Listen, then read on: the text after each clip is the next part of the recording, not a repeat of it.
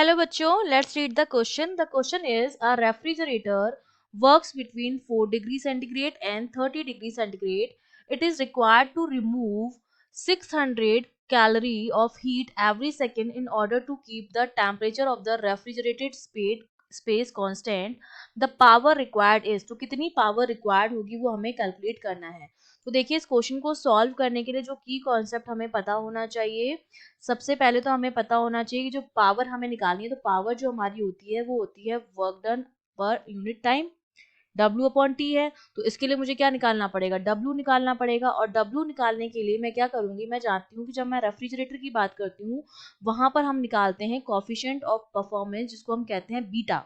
और ये बीटा मेरा किसके बराबर होता है, ये बीटा मेरा बराबर होता है जो हीट एक्सट्रैक्ट हुई है, जो आउटपुट होता है हमारा अपॉन इनपुट में हमारा क्या होता है, वर्क डन होता है. तो बेसिकली ये मेरा बराबर हो जाता है Q2 अपॉन W के. ठीक है, जो हीट हमने क्या की है, रिमूव, और ये रिमूव की है, और जितना हमें वर्क डन आउटपुट मिल रहा है वो तो हमने रिमूव हीट हो गई. मतलब ये हमारी आउटपुट जो होता है वो हमारी एक्सट्रैक्ट हीट होती है. और इसके लिए हमें कितना वर्क डन करना पड़ता है, तो वो हमारा इनपुट हो गया, इसमें हमें वर्क डन क्या होता है, करना पड़ता है. ठीक है, तो W के बराबर होता है. तो अब देखिए यहाँ से मैं क्या निकाल सकती हूँ, मैं W निकाल सकती हूँ. ठीक है, क्योंकि जो बीटा होगा मेरा वो किसके बराबर हो जाएगा, वो मेरा बराबर, क्योंकि Q जो होता है T के प्रोपोर्शनल होता है, और W मेरा जो होगा वो Q1 माइनस Q2 के बराबर होता है. ठीक है, जब हम रेफ्रिजरेटर की बात करते हैं तो W जो मेरा होता है वो हमारा Q1 माइनस Q2 के बराबर होता है. ठीक है, क्योंकि यहाँ पर एक तो लो रिजर्वॉयर होता है, लो टेम्परेचर रिजर्वॉयर, एक यहाँ पर आपका होता है हाई टेम्परेचर रिजर्वॉयर.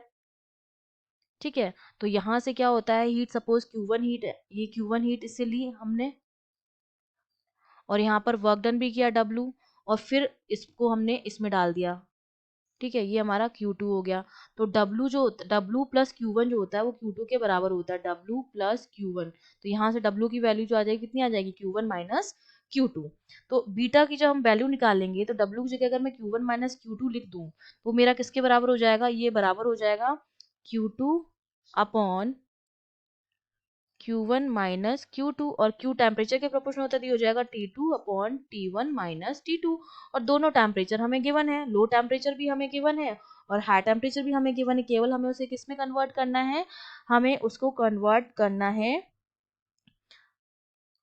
केल्विन में, क्योंकि हमें दे रखा है डिग्री सेंटीग्रेड में. तो 4 प्लस कितना हो जाएगा, जो T2 की वैल्यू हो जाएगी वो कितनी हो जाएगी हमारे पास, 4 प्लस 273, ये हो जाएगा 277.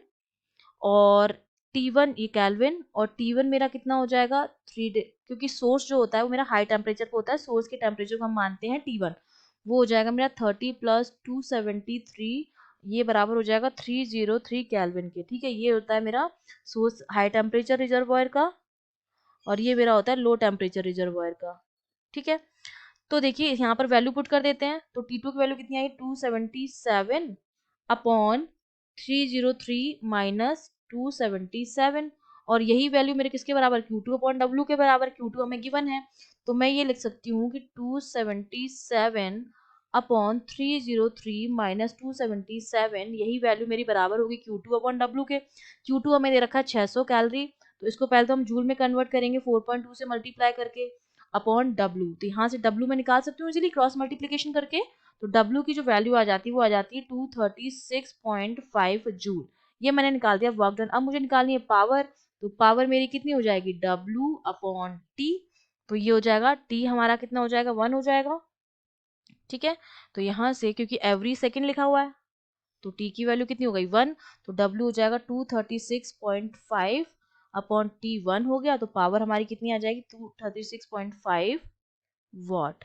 ये हमारे पास पावर आ गई. That means B option is correct. I hope you understood well. All the best.